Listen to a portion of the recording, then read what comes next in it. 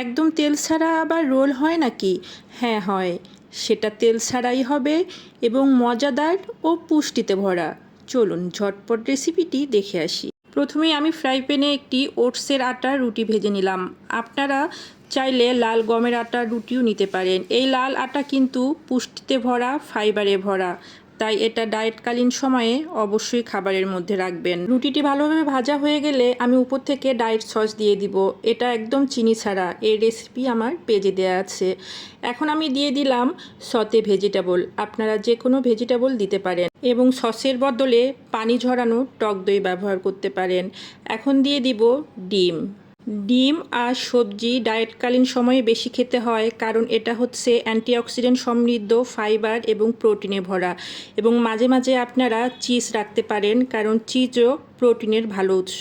ভালোভাবে পেঁচিয়ে নিয়ে দুপাশ সেঁকে নিলেই রেডি হয়ে যাবে মজাদার রোল। এটা আপনারা লাঞ্চ হিসেবেও নিতে পারেন যারা চাকরি করেন। এর সাথে নিয়ে নেবেন একটি ফল এবং এক বাটি সালাদ। তাহলেই হয়ে যাবে পরিপূর্ণ একটি ডায়েট মিল।